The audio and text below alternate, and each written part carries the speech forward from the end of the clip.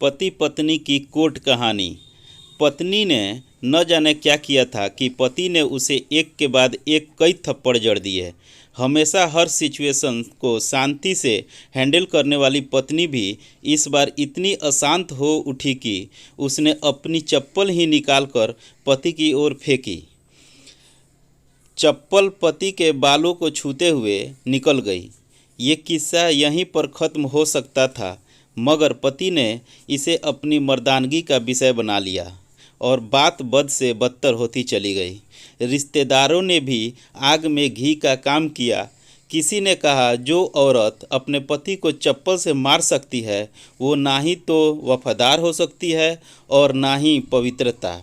ऐसी औरत परिवार ही नहीं पूरे समाज पर कलंक की तरह है। बीबी के पक्ष वाले कहाँ पीछे रहने वाले थे। किसी ने कहा, 21वीं सदी में भी जो स्त्री के साथ मारपीट करते हैं उन्हें तो जेल भेज देना चाहिए। तो कोई कहता, जरूर उसको कोई और पसंद आ गई होगी, इसीलिए अब पत्नी से मारपीट करने लगा है। बात कोर्ट तक पहुंच गई। दोनों पक्षों ने एक दूसरे के खिलाफ केस फाइल कर दिया।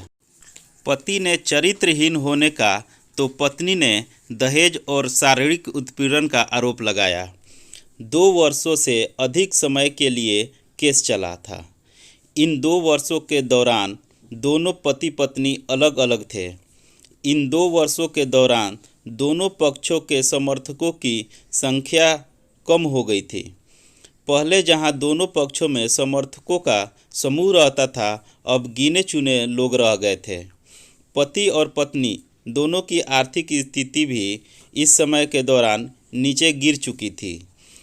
जिन्हें वो अपना शुभचिंतक समझ रहे थे, पैसों की बात आते ही उन्होंने भी अपना पड़ला झाड़ लिया था। अगर कोई देने को राजी भी हुआ था तो मोटे ब्याज की शर्त पर। आखिरकार वही हुआ जो सब चाहते थे, डाइवोर्स। हर कोई खुश था।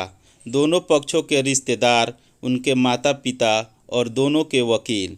लेकिन 5 साल की सुखद शादी और एक सुंदर बेटी होने के बाद मिले इस डाइवोर्स से पत्नी मुक्त थी और पति शांत।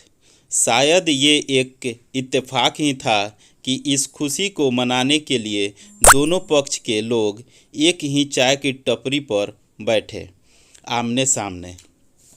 इत्तेफाक इसलिए क्योंकि ज़्यादातर लोग जो एक दूसरे के विरोध पक्ष को सपोर्ट कर रहे थे वो एक दूसरे को अच्छे से जानते भी नहीं थे। पति पत्नी भी इन सभी से दूर एक दूसरे के सामने मेज पर बैठे। पत्नी ने पति से कहा, अब तो खुश होगे ना, तुम्हारे मन की जो हुई, मुबारक हो। तुम भी तो आज जीत गई हो। मुझसे तलाक तो तुम्हें भी मिल गया। कॉन्ग्रेचुलेसन टू यू, पति ने कहा। तलाक को तुम जीत का प्रतीक समझते हो? पत्नी ने पूछा। पति चुप रहा। थोड़ी देर शांति के बाद पति ने कहा, मुझे तुम्हें 5 लाख रुपये अभी और हर महीने 8,000 देने का आदेश है। अभी मेरे पास पैसे नहीं हैं, इसलिए मेरा जो सिटी में फ्लैट है उसे तुम्हारे नाम कर देता हूँ। पत्नी बोली, लेकिन उस फ्लैट की कीमत तो 18 लाख की है।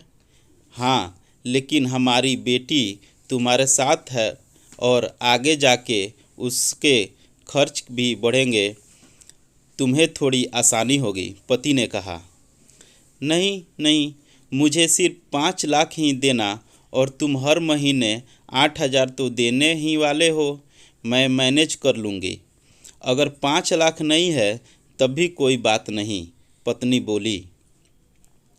दोनों फिर से शांत हो गए।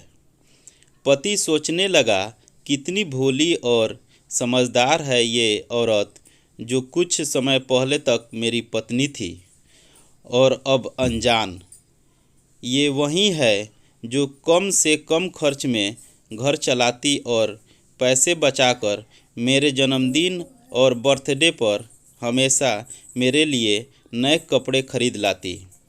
कभी बीमार भी हो जाती तो पैसे बचाने के लिए मुझे मालूम न होने देती और घरेलू नुस्खों से अपना इलाज कर लेती। मगर घर में कोई और बीमार होता तो तुरंत डॉक्टर के पास लेकर जाती। मेरी ही मति मारी गई थी। मैं ही अपनी झूठी मर्दानगी के चक्कर में इतनी बड़ी गलती कर बैठा। पत्नी के दिमाग में भी उथल पुथल चल रही थी। अभी भी वैसा का वैसा ही है। पहले भी खुद से ज़्यादा हमारे बारे में सोचता था और अब भी वही कर रहा है। ये वही आदमी है जो मुझे एक्सीडेंट से बचाने के लिए खुद मोटरसाइकिल के आगे कूद पड़ा था और अपनी उंगली तुड़वा बैठा था। पता नहीं कौन सी मनहूस घड़ी में झगड़ा कर बैठी। पति ने मौन तोड़ते हुए पूछा, अब तुम्हारे कमर का दर्द कैसा है? ज़्यादा तकलीफ तो नहीं होती? पत्नी हल्का सा मुस्कुराई और बोली, अभी भी होता है।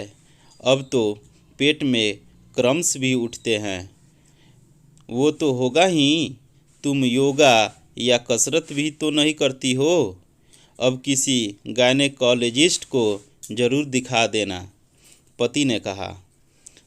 तुम बताओ, तुम्हारा अस्थमा कैसा है अब? क्या अब भी दौरे पड़ते हैं? पत्नी ने पूछा। हाँ, पड़ते हैं, पहले से ज़्यादा, क्योंकि अक्सर इनहेलर भूल जाया करता हूँ। याद दिलाने के लिए तुम जो नहीं हो अब, पति बोला। पत्नी के आंखों में आंसू आ गए। वो बोली, तुम्हें मेरे चरित्र पर सवाल नहीं उठाने चाहिए थे, तो ये परिस्थिति आती ही नहीं। हाँ, मैं जानता हूँ तुम बहुत अच्छी हो। मुझसे गलती हो गई, बहुत बड़ी गलती। मैं लोगों के बहकावे में आ गया था, पति बोला। तुमने भी तो मुझ पर दहेज का इल्ज़ाम लगाया था, वो बोला। गलत था और इस बात का मुझे भी पछतावा हुआ, पत्नी ने कहा। पति कुछ कहना चाह रहा था लेकिन हिचकिचा रहा था। पत्नी ने पूछा, कुछ कहना चाहते हो? वो बोला, क्या सब पहले जैसा नहीं हो सकता?